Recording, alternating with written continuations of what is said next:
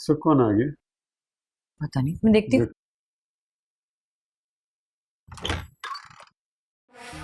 सलाम भाभी जी। वालेकुम अस्सलाम। अंदर आ जाइए। तुम यहाँ क्या कर रहे हो? क्यों? क्या मैं अपने भाई के घर नहीं आ सकता? आओ बैठ।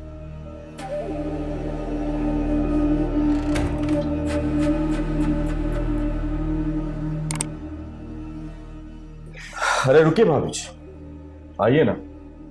आप ही बैठिए, आपके सामने बात हो जाए तो अच्छा।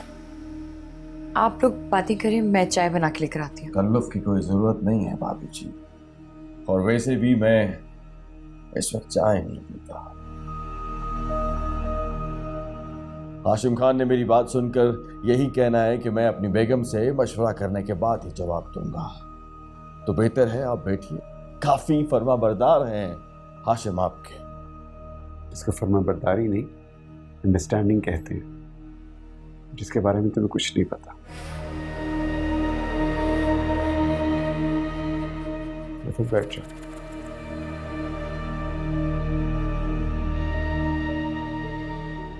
हाशिम खान, आपका जवाब सुनकर बीजान को बहुत दुख हुआ।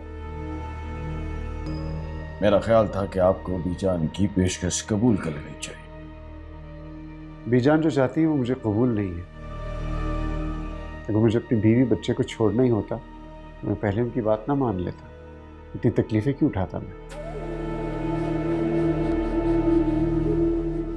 वो मुझे तो कबूल करती है, लेकिन रिफ़त और मेरी बच्ची के लिए उनके दिल में कोई जगह नहीं है। जगह है हाशिम खान, इसीलिए तो आया।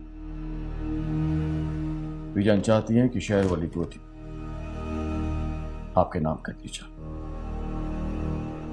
जहां पे आप अपनी बेगम और हमारी भतीजी के साथ रह सकें।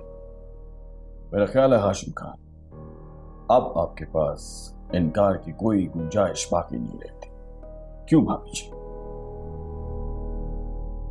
जी, फैसला तो इनको ही करना है।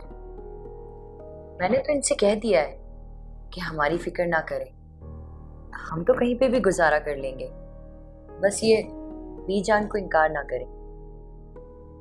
लो हाशिम खान, अब तो भाभी जी ने भी हाँ कर दी। बीजान को मिलकर ही मैं कुछ फैसला कर सकूंगा।